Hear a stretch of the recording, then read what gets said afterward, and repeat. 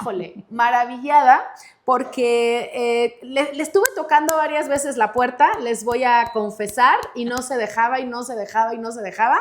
Y justo le decía, eres a la única que le he insistido tanto, porque añoraba tener esta charla con ella. La licenciada, casi maestra, Miriam Rubí, y me emociona mucho porque pues ella es docente, es licenciada en puericultura, y ahorita nos va a platicar su caminito, pero aparte de lo que yo le he conocido, tiene una historia de lucha, de fuerza, de entereza impresionante. Y les voy a decir en dónde me ha anclado más, en la labor que tiene con los niños, en la docencia que todos los días le pone creatividad, empeño, empuje, impulso, y hace magia con sus actividades y hace un vínculo hermoso con los niños. Entonces, le voy a dar la voz el día de hoy a Miriam para que ahora sí que nos llene el oído, y que, como les he dicho en las otras entrevistas, nuestro corazón pueda latir, y que también de esta voz podamos aprender, crecer o tomar algo para nuestra vida. Bienvenida, Miriam Rubí Ponce. Muchas gracias. Casi maestra. Casi, ya, poquito. Sabes, tú y yo siempre nos decimos, nos hablamos de neta, nos hablamos de frente, y nos hablamos con lo que sentimos. Así es. Casi mi maestra. Y no porque esté estudiando una maestría, porque yo he aprendido, yo recuerdo mucho cuando Miriam entró a Moby y me decía, yo cuando llegué a Moby llegué para conocerte a ti y poder aprender de ti, Ame. Y yo le decía, Jula, si supieras que creo que yo he aprendido más de ti de lo que tú has aprendido de mí, pero ya la van a conocer. ¿Cómo estás, Miriam? Bien, gracias, aquí feliz, contenta, y yo contenta de poder compartir este espacio. Creo que es importante que más que hablar, empecemos a escuchar. Exacto. Eso es lo que nos hace falta, empezar a escuchar para poder, pues, abrazar lo que pues se ocupa realmente actualmente, ¿no? Nuestra sociedad está perdiéndose mucho, nuestra infancia se está perdiendo mucho, y creo que tenemos que aprender a escuchar. Pues bienvenida, porque hoy te vamos a escuchar a ti. Y Gracias. acabas de decirlo, nuestra infancia está cambiando, nuestras infancias están cambiando. Sí. Y vamos a empezar por ahí, Miriam. ¿De dónde eres? ¿De dónde vienes? Platícanos un poco o mucho de tu niñez.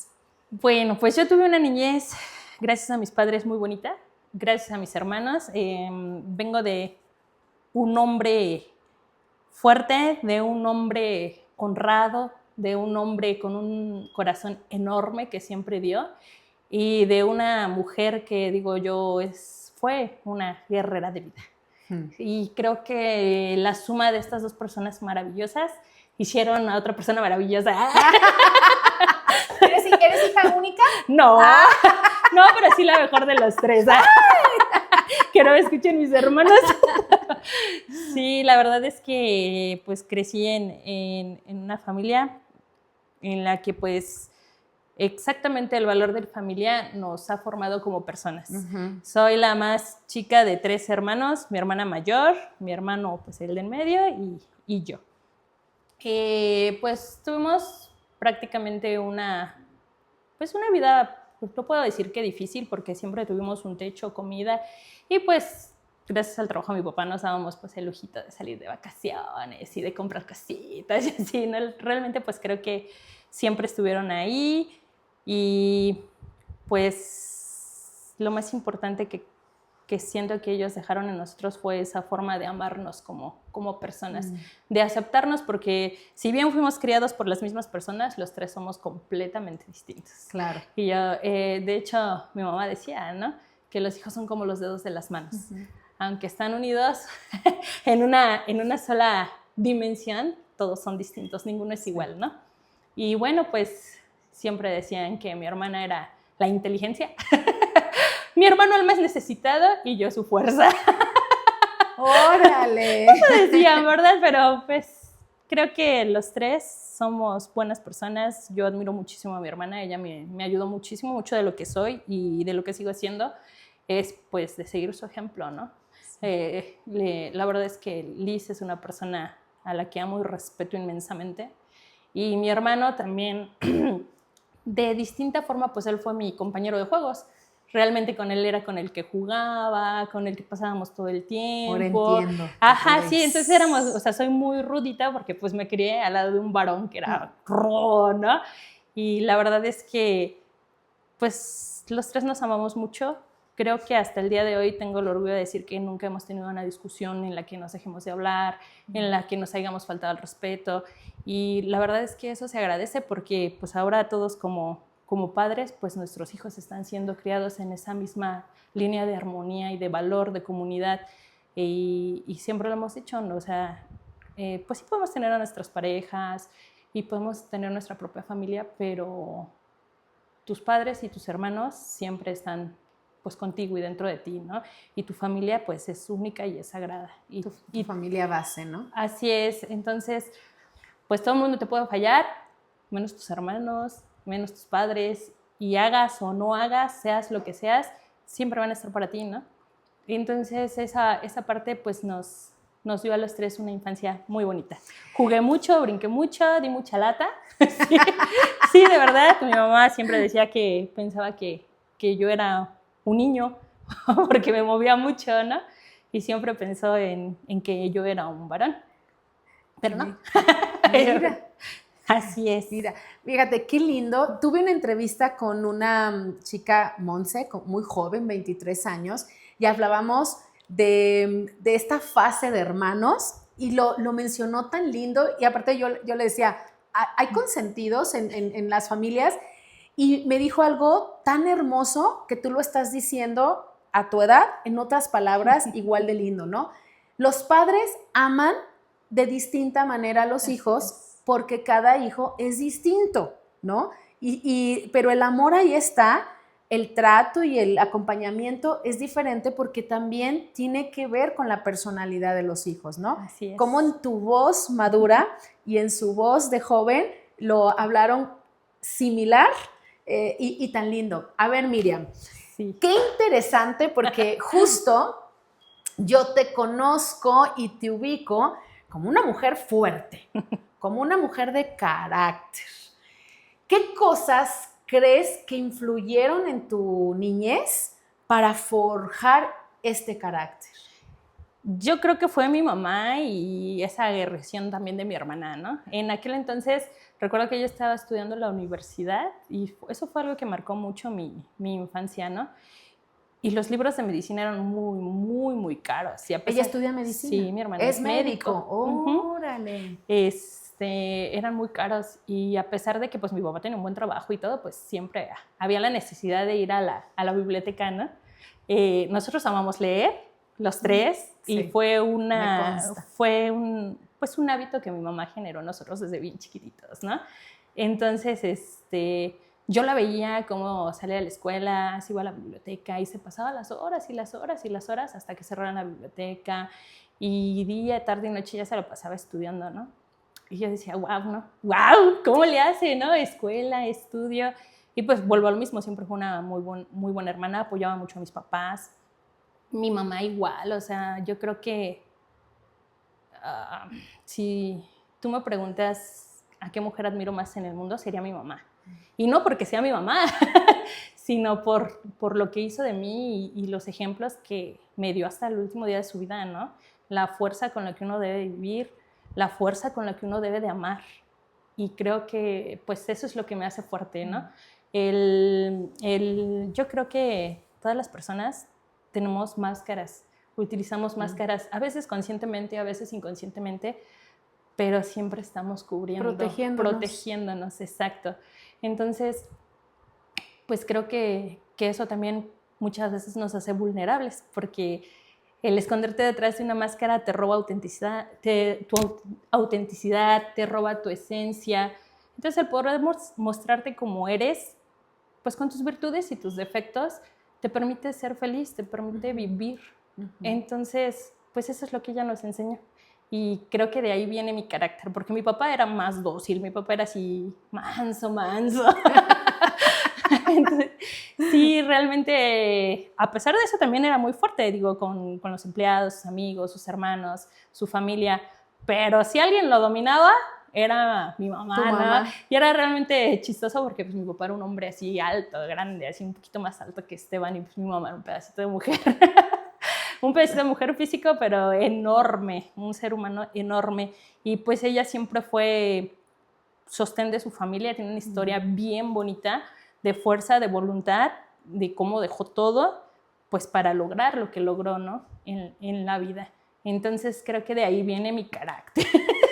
Que bueno, a donde voy es, tu carácter es firme, es fuerte, ahorita está muy de moda la palabra empoderamiento, pero me parece que lo quiero utilizar contigo porque te empoderas realmente de lo que quieres, te empoderas de lo que haces, defiendes a los que amas, sí. Abogas por los que no amas y consideras que es injusto. Es decir, me parece que tienes un carácter fuerte para bien. Sí. Hay algo que me gustaría regresarme un poquito antes de ir por ese recorrido de Miriam, porque tú me has conocido un poquito y yo soy de la idea que la familia es una base importante en el trayecto de nuestra vida y en la formación, ¿no? de nuestra personalidad. Y yo te he escuchado en ciertos momentos y también he sabido de tu boca de ciertos momentos situaciones muy complicadas que has vivido con tu familia, ¿no? Sí. Situaciones que no están en tu control, pero que me ha impresionado cómo estás ahí para esas situaciones. Entonces, sí. No sé si te gustaría compartirlas porque creo que también son parte de tu esencia, porque no nada más lo haces con tu familia, creo que es parte de ti. Sí, pues sí, de hecho, muchas veces me preguntan por qué la docencia, ¿Por qué decidí de poder haberlo hecho todo, ser docente. Ay, Miriam, ¿por qué no hiciste caso? Qué bueno que no hizo caso. Y realmente fue, o sea, esa vocación que muchas personas me dicen que tengo, realmente no vino de la necesidad de un gusto nato, o sea, realmente fue por la necesidad de la maternidad. Yo fui mamá muy joven. Ita nació justamente, pues, casi 3 días después de que yo cumplí 18 años. Entonces, o sea, imagínense, fue algo así que, wow, ¿no? Ya mi papá así de, ay, no, ya se echó a perder la vida, ¿no? Y mi mamá, no, ella va a poder con todo. Ella puede. Y así fue, o sea, realmente siempre quise ser mamá joven. ¿Por qué? Porque yo siempre pensé en convertirme en amiga de mis hijos, ¿no? Y yo dije, no, así que sea joven, que pueda yo correr, jugar fútbol, básquetbol, patinar. Y así fue, realmente disfruté mucho a Ethan, mucho su infancia, pero pues cuando él, obviamente pues yo tenía que seguir trabajando, ¿verdad? Se va a la guardería, era chiquitito, no salía yo de la dirección. O sea, era tremendo. No salía yo de la dirección porque ya había mordido, no seguía indicaciones, ya había tirado la basura, y así fue un caminito que recorrimos, llegué a la primaria y lo mismo. Entonces dije, bueno, ¿qué pasa? O sea, ¿qué ocurre? Y bueno, los papás, y menos alguien pues tan joven, ¿no? En aquel entonces, sí, claro. No sabía yo cómo darle explicación a todos esos sucesos. Y empecé a leer, empecé a investigar, empecé a formarme y decidí llevarlo y lo diagnosticaron con TEA. Y pues por eso era que pues él era tan movido, tan inquieto, terminaba los trabajos y demás, pero pues a final de cuentas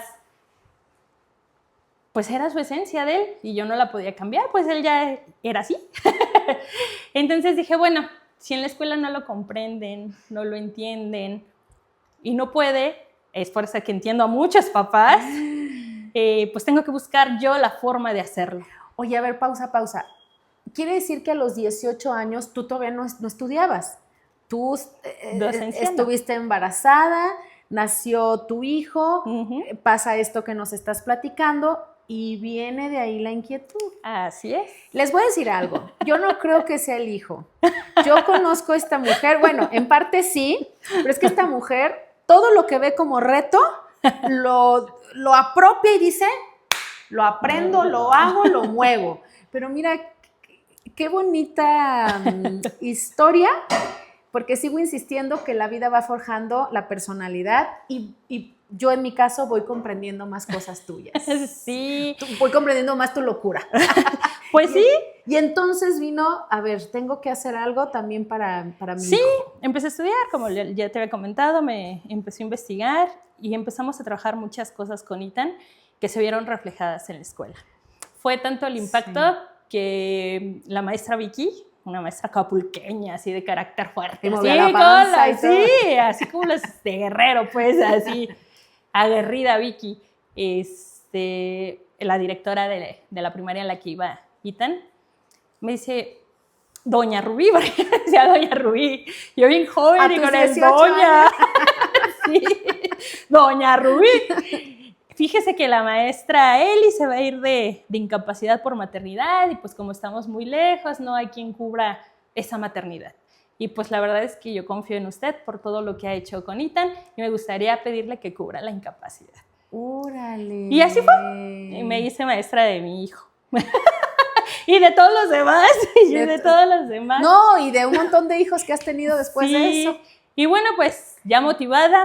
Y me gustó cuando llegué al aula y fui maestra por primera vez. Me di cuenta de muchas cosas. De una escuela pública, 40 y tantos niños, un montón de cabecitas, de familias, de distintos contextos. Entendí muchas cosas.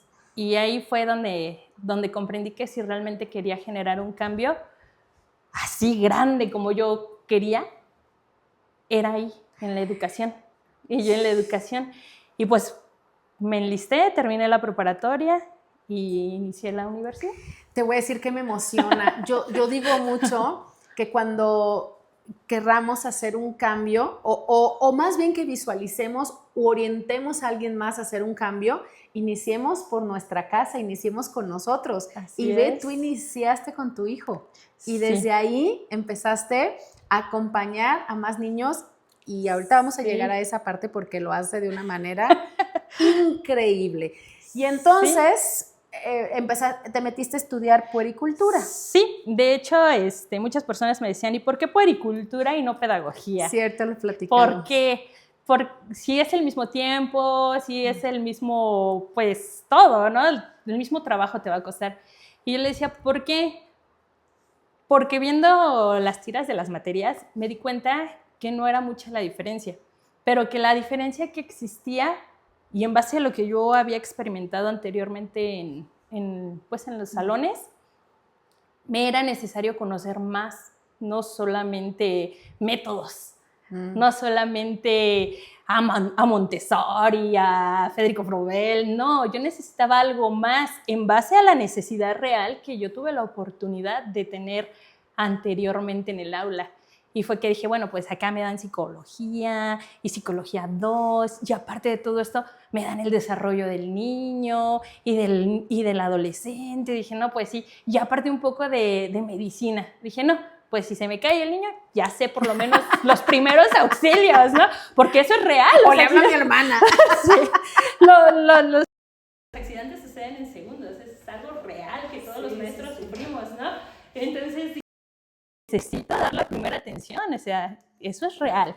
Y me fui por puericultura. Mis papás están muy molestos porque ellos preferirían que yo hubiera estudiado pedagogía y no puericultura, porque pues en nuestra sociedad y en nuestro educativo, aquí en México, pues la puericultura es menos como, ¿cómo podemos decirlo? Grande que la pedagogía, ¿no?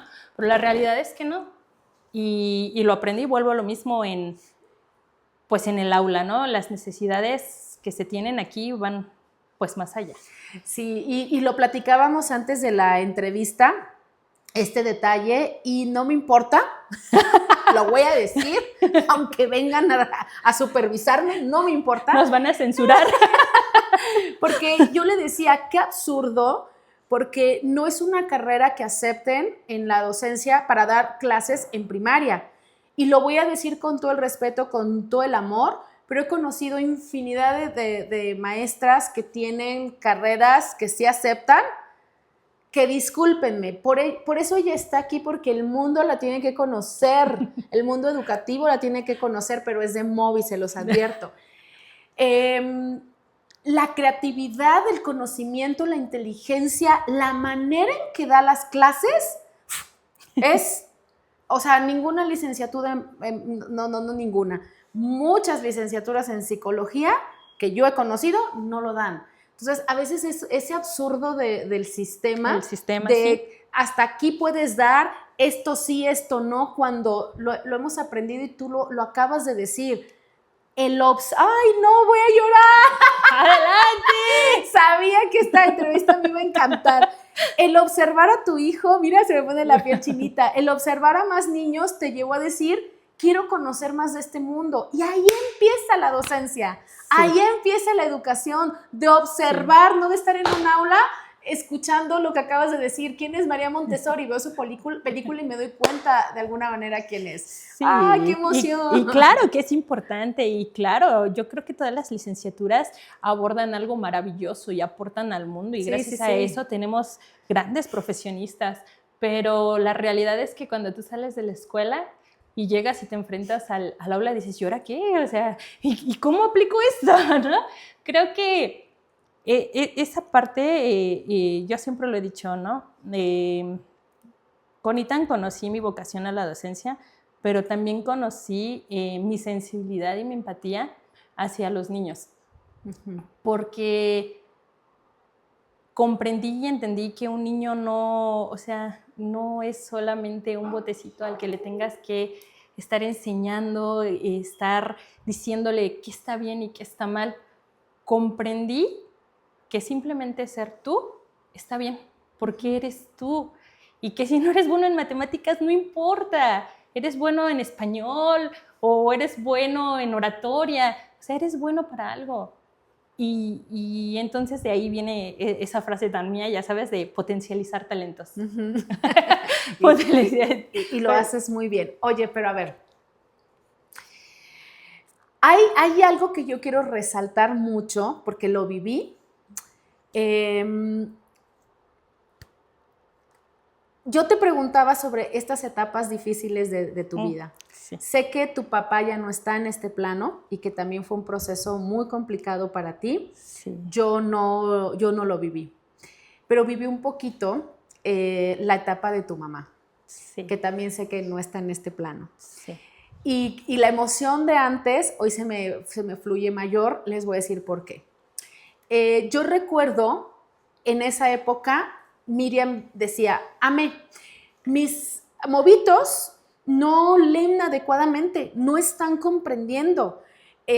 ¿Puedo hacer algo extra? Sí, adelante. Hizo un café literario en Zoom y se veían una vez cada 15 días, ¿verdad? Por las tardes. Una vez a la semana. Una vez a la semana por las tardes hacían un Zoom. Era una cosa hermosa porque estaban desmenuzando El Principito, pero aparte aprendieron los niños de tecnología, ya sabían ellos solitos usar, ellos solitos se conectaban, les encantaba estar ahí conectados, leían un fragmento de Principito y luego lo comentaban. Bueno, ¿por qué comento esto? Y es una de las tantas cosas que ha hecho extras con los niños, ¿no? Yo recuerdo que un día tú saliste, tocaste en la oficina, estabas llorando y dijiste, me tengo que ir. Sí. Mi madre está en el hospital, mi madre está muy mal y tengo que retirarme. Y lo dijo, no te estoy pidiendo permiso, te estoy diciendo que me tengo que retirar. Y lo que te puedo decir es, ya dejé todo ordenado, o sea, tuvo cabeza todavía para dejar todo ordenado y voy a continuar con los Zooms. Y me gustaría que compartieras esa parte porque su madre hospitalizada, en cama hospitalizada, con cáncer terminal, y ella haciendo un Zoom con los niños porque decía, yo no puedo dejar porque a ellos les gusta, les encanta y lo tengo que seguir. Sí. ¿Qué pasó en ese momento? Bueno, pues bueno, creo que los momentos más difíciles de Miriam, aunque he tenido muchos, fueron dos. El primero, antes de aterrizar a tu respuesta. Sí, mi papá fue diagnosticado con cáncer. Fue algo muy duro para la familia. Fue fuerte completamente. Todos trabajábamos. En aquel entonces yo tenía la dirección del Jardín de Niños Los Robles, que también Los Robles marcó mi vida. Ahí conocí la inclusión realmente, ¿no? Pero pues esta etapa fue complicada y bueno, ahí fui maestra de mi papá. Fui maestra de mi papá porque cuando él iba a iniciar su proceso de quimioterapias, el estrés fue tan alto que le causó un EBC isquémico, un paro cardíaco. Entonces, fue un día muy feo, fue un día muy difícil en época de, pues había pasado esto del COVID y todo, entonces fue todo un panorama muy feo. Sí. Cuando nos dicen que está estable y todo, pero pues que había tenido secuelas, fue muy fuerte, se le paralizó la mitad del cuerpo, perdió la movilidad de su cuerpo, la capacidad de hablar, y pues sí, fue el daño a nivel cerebral fue bastante fuerte. Empezamos con sus terapias físicas y sus terapias para que él recuperara el habla. Y la verdad es que le decía yo a mi hermana, es que eso es carísimo. Y la verdad nosotros no tuvimos corazón de llevarlo a seguridad social porque pues sabemos lo que pasa ahí. Entonces unimos esfuerzos y pues tuvimos el privilegio de tenerlo en clínica particular. Y hablé acá con los jefes y pues les dije que me dieran tiempo para pues yo poder programar un plan de terapia para mi papá, porque yo sabía que él podía, yo sabía pues que lo iba a lograr. Claro. Y al principio fue muy difícil porque él pues no quería, no lo aceptaba, pues él obviamente pensaba en la muerte. Tú escuchas cáncer y sabes cuál es el final, ¿no? Hay casos memorables y gracias a Dios que siguen adelante, pero pues no era nuestro caso, ¿no? Sin embargo, pues él quería luchar y iniciamos con las clases en el hospital con mi papá. Le daba mucha risa a mi mamá porque decía, ¿quién lo iba a decir? ¿Quién lo iba a decir, verdad? Que tú fueras maestra. Que yo iba a reenseñar a la persona que me crió y yo que me crió. Empezamos con vocales, obviamente con praxias. Eso yo no lo sabía. Tuve que estudiar porque yo no sabía nada de logopedia, no sabía absolutamente nada de logopedia y sí tenía conocimiento pues de las neurociencias y la neuroeducación, no me había metido tan a fondo y de ahí nace mi amor por la neuroeducación. Ay, no, es que estás bien loca. de ahí nace mi amor, ya saben que soy la maestra cerebro, dicen los niños, la maestra cerebro. Y logré que mi papá volviera a hablar, iniciamos con vocales. El neurólogo nos decía, es que es increíble, yo nunca había visto que un paciente se recuperara tan rápido. Usted es muy buena, me decía, y él decía, no soy yo, es él. No le quiten méritos, yo solo estoy en el proceso, pero el verdadero campeón es él. Lo dieron de alta, igual hacíamos sus terapias físicas, mi papá volvió a caminar y volvió a hablar. Gracias a esta parte de la logopedia, trabajamos con alfabetos móviles, era nuestra forma de comunicarnos, así como los que tenemos aquí en el móvil de maderita, y luego las pizarritas, cuando empezó a moverse más. Sí, y había momentos en los que pues obviamente llegaba la depresión, el enojo, la angustia, el coraje, me aventaban las piezas, me veía así como queriéndome desaparecer del mundo. Y pues como yo le decía, yo sé que no es fácil, pero lo vamos a lograr. Y lo logramos. Desgraciadamente, pues... El diagnóstico no dependía de tanto Así es, por mucho que hicimos, por mucho que luchó, por mucho que nosotros como familia hicimos, porque todos, mi hermana, mi mamá, mi sobrina, que era prácticamente pues su hija, yo su hija, todos estuvimos día, tarde y noche ahí con ellos. Pero pues bueno, nos ganó el cáncer y lo despedimos. Lo despedimos en un agosto. Poquito antes de que te conociera, ¿verdad? Fue un poco antes, ya después pasó, al parecer, 2 años. Año y medio, nosotros, mi esposo le dan un muy buen trabajo aquí en Querétaro. Y me dice, ¿cómo ves? ¿Nos vamos? Y pues vámonos. Mi mamá me apoyó como siempre. Pues vámonos. Dice, el que se queda en un solo lugar no avanza. Para avanzar hay que moverse. No, es que esta mujer, de veras. y yo así de, ¿cómo, ma? ¿De verdad? Pues nunca nos habíamos separado. Estaba muy reciente lo de mi papá, que a lo mejor dicen, 1 año, 2 años es mucho, pero no, la verdad es que no. Hasta la fecha yo puedo decirte que sigue doliendo. Sigue siendo muy difícil, tú lo sabes, yo no lo había platicado pues abiertamente con nadie hasta ahora que han pasado muchos más años.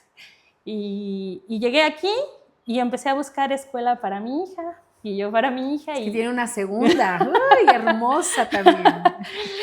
Y tercera. ¡Sí es cierto! Sí. No. Sí estás muy loca. Y tiene 3. Sí, y di con el móvil y ya después vi que estaban contratando y fue cuando ustedes me conocieron. Ya cuando ustedes me conocieran, ya habíamos avanzado un poquito en el proceso, como si fuera broma del destino, por no hablar de Dios, porque hablar de religión y política no es bueno. Y como si fuera broma del destino, diagnostican a mi mamá también con cáncer y pues obviamente nos mueve a todos. Sí. Ahora sí que mi papá lo decía, ¿no? Todavía antes de morir nos decía que fui yo y no su mamá, porque su mamá es el pilar de ustedes, es nuestro todo, ¿no? Y yo no hubiese aguantado verla morir. Y bueno, cumplió, y diagnostican a mi mamá con cáncer y empieza nuestro proceso. Yo viajaba pues prácticamente pues por semanas, antes de entrar a trabajar, sí, me acuerdo. por semanas, platicando con mamá, le decía, no, sí lo vas a lograr, sí, tú eres fuerte, y sí, y la verdad es que ella en ningún momento se rindió, sí tuvo su momento de depresión, de tristeza, de decepción. Yo creo que en ella fue mucho enojo con la situación. ¿Tuyo? O sea, ¿tú viviste mucho enojo o tu mamá vivió Mi mucho? mamá y todos. Yo creo que tanto mis hermanos como yo estábamos bastante molestos con la vida. Pero bueno, como nos decía ella, pues tenemos que seguir. Y en una ocasión le platiqué, fíjate que voy a meter a Aurorita a una escuelita así, porque yo buscaba algo que fuera muy parecido a lo que ella venía, ¿no? De su preescolar. Y me dijo, y le digo, ¿qué crees que están solicitando, maestra? Y me dice, ¿en serio? Le digo, sí. Y me dijo, ¿y por qué no vas? Y le dije, no, pues ¿cómo te voy a dejar solita? No, o sea, no puedo, ¿no? Ya vendrá después otra oportunidad. No, las oportunidades no se repiten 2 veces en la vida. Y eso también lo aprendí de ella. Ella era una mujer muy sabia. Y me dijo, cuando una oportunidad se te presente, tienes que tomarla en ese momento, porque no se va a volver a presentar. Puede ser mejor o puede ser peor. Claro. Y le dije, ¿en serio, ma? Le digo, pero pues yo quiero seguir viéndote. Yo me puedo seguir moviendo. Mientras yo me siga moviendo, mira, puedes venir tú, puedo ir yo. Y wow, fue así como ella fue la que me impulsó a que pues metiera la solicitud de empleo. No, yo te recuerdo, o sea, yo tengo así, desde que yo me senté, o sea, Mariana fue la que me dijo, Ame, te va a encantar, estoy segura. Y yo me acuerdo que me senté, la estaba entrevistando, pero me latía el corazón y lo primero que dije, no se asustó de todo lo que hacemos, y no se asustó. Oye, y yo me acuerdo, ya cuando entraste a Movi, me acuerdo que viajabas los fines de semana, sí. Que era, salías de Movi, sí. Te ibas a cuidar a tu mamá, regresabas en domingo. O los lunes. Y jamás voy a olvidar cuando una vez, ella siempre ha sido muy responsable, cada cosa que se le atraviesa busca cómo la resuelve. Yo me acuerdo que no te pudiste regresar y no sabíamos de ti. Sí. ¿Y qué pasó con Miriam? Debió haber pasado algo complicado. Y yo ahí fue donde me enteré de por qué viajabas y por qué habías, en ese momento no habías llegado a Moby. Sí. Y fue, wow, mis respetos bueno, de por sí te respeto por muchas cosas, ¿no? Es mutuo. Y la historia que cuento me mueve en el alma porque para Miriam, no sé cómo ha sido tu vida como docente en otras escuelas, pero yo recuerdo cuando cuando entraste a Moby, para los papás era como un golpe, es que es muy ruda, es muy fuerte, no sé, tiene ideas medias raras. Yo te veía como una persona firme, eres una persona que no deja escapar a los niños en el buen sentido, eres una persona que busca que los niños sean mejores siempre, pero que desde mi óptica y desde el conocimiento que tengo y desde lo que he visto, eres muy respetuosa. Y como lo hemos hablado, traemos prácticas todos de antaño que a lo mejor para estas épocas ya se deben de quitar, pero creo que también como docente requerimos de un tiempo para procesar nuevas prácticas. Y creo que por ahí a veces a los papás les ha costado mucho comprender y entender tu propósito con los niños. Sí, es que realmente, y eso también es enseñanza de mi señora madre, ¿no? Ella siempre dijo, y yo creo firmemente en eso, que la firmeza también es un acto de amor. Por supuesto. Y puede ser de los más grandes. Supuesto. Porque si tú formas en firmeza, y no me refiero a golpes, azotes, gritos, no. Simplemente a ser firme en tus objetivos, en tus metas. Eso es lo que realmente te va a ayudar a avanzar, lo que realmente va a generar un cambio. Entonces, les decía yo, luego mi esposo decía, ¿y así te quieren tus alumnos? Y le digo, sí, porque aunque soy firme, no dejo de ser su amiga, no dejo de ser su compañera, no dejo de abrazarlos, de apapacharlos, ¿no? De hecho, pues cuando pasó esto de mi mamá, ya estábamos aquí en el nuevo móvil, ya estábamos aquí, y tenía yo en aquel entonces pues las libélulas, y creo que es algo que me ha marcado como docente también, porque pues los niños sabían hasta cierto punto la situación, porque pues sus papás les contaban, ¿no? Y recuerdo mucho que siempre me preguntaban, ¿cómo está tu mamá? Cuando hacíamos los Zooms, ¿no? ¿Y cómo estás, Miss? Y mi mamá hablaba con ellos también en los Zooms, sí, y se conocían, ¿no? Y un día llegué aquí al móvil y todos me habían escrito cartas. Y yo así de, ¡ay, qué bonito escribieron! Pero lejos de ver la escritura, el trazo, el tono, la dirección, la ortografía, leía las cosas tan bonitas que ellos habían puesto ahí para mí. Y muchas personas me preguntan cómo fue que pude con eso tan fuerte después de lo de mi papá y luego mi mamá, y cómo podía yo seguir siendo la esposa, la mamá, la hermana, la tía y la maestra, ¿no? Y les decía, pues aunque no lo crean, ellos me sostuvieron a mí, no yo a ellos. Si ellos supieran todo lo que hicieron ese año por mí, híjole, se sentirían los niños más amados en el mundo. Porque la verdad sí, o sea, esos pequeñitos fueron los que me daban esa fuerza. El interés en la clase, el interés en saber cómo estaba, en cómo seguía, en cumplir con ya no dejo tareas, pero en cumplir con sus tareas. En cumplir con sus tareas, en decirme, así está bien, Miss, en guardar una buena conducta, en esforzarse por convivir, en entender el lado humano de las personas y el valor y el esfuerzo que sus papás hacían. Siempre se los he dicho, el tener el privilegio de estar en una escuela de paga no es cualquier cosa. Y generar en ellos esa empatía que, si bien pues van creciendo y van cambiando, siguen teniendo, ¿no? Y le decía ya a una de mis más grandes amigas, se llama Zaret, ella es pedagoga, y ella dice, es que tú me hiciste. Le digo, no, yo no te hice. Le digo, tú me ayudaste a hacernos.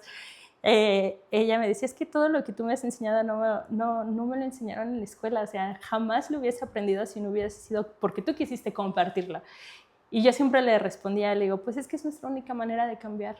O sea, no podemos generar cambio de otra manera. Millonarios no somos, claro. Grandes científicos tampoco. Le digo, entonces, ¿cuál es la única manera en la que podemos impactar? Y me decía, ya no, pues no sé, le digo, no podemos cambiar el mundo, pero sí el pedacito en el que nos toca vivir. Y todo lo que sembremos en esas criaturas, de alguna forma tienen que impactar Sí, en su vida sí. adulta. Ahora ya con el estudio y la investigación lo corroboro, claro que impacta, tiene un impacto esa formación que tú le das, Claro. pero Y en algún área se va a ver reflejada, en algún claro. momento, y también en algún momento te lo van a regresar a ti. Yo amo mucho la historia de María Montessori y sé que siempre hay ese alumno que salva, en algún momento salva, ¿no?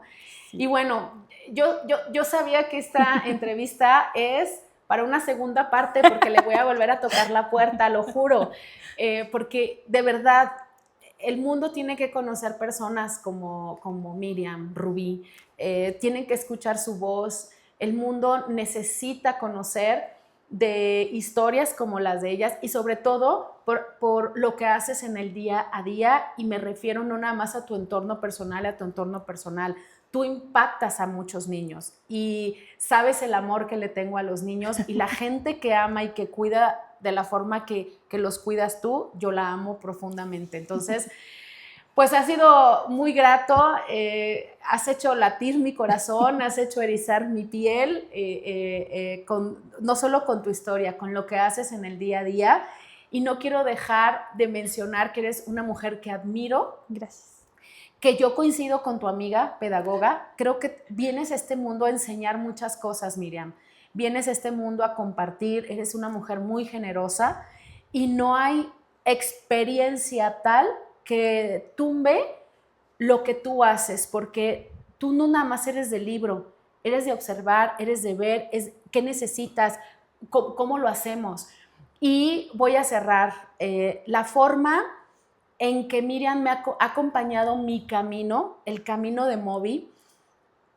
Yo siempre lo he dicho, no hay con qué pagarlo. El camino que hemos vivido como Moby, tú dijiste, mis niños me sostuvieron. Si yo no hubiera tenido a mujeres a mi lado como ella, yo creo que el camino hubiera sido más difícil y siempre te lo he dicho. Estoy muy, muy agradecida por ello. Y creo que en este mundo las voces venimos a armonizar y no todo es color de rosa, No. ni todo es miel sobre hojuelas. No. Pero eso es lo que también me ha gustado mucho de ti. La gente fuerte, la gente frontal, la gente que sabe manifestar hasta lo que le enoja, es la gente que más admiro. Y agradecida de que hoy hayas estado aquí. Muchas gracias por la No invitación. sé si quieras despedirte, pero creo que hoy vas a tocar muchos oídos y el transcurso de tu voz va a tocar el corazón de muchas personas. Estoy completamente segura. Gracias. Pues simplemente eso. Si queremos realmente generar un cambio, tenemos que empezar a cambiar por nuestro propio cambio, iniciar por nuestro propio cambio y pensar que aunque sea poco lo que hacemos, realmente impacta y puede llegar a ser grande. Y a lo mejor sueno a anuncio político, pero es cierto, lo único que podemos dejar en esta tierra, conociendo la muerte como la he conocido de una manera muy cruda, son momentos. Vivir el momento, crear momentos, compartir momentos, y qué mejor que haciendo algo tan bonito como educando la infancia. Sí. Generando infancia, o sea, creando esas personitas que realmente van a hacer el cambio. Muchísimas gracias. Y es la primera vez que me habla de tú, siempre me habla de usted. Muchas gracias, amigos, y nos vemos en otro capítulo de Voces.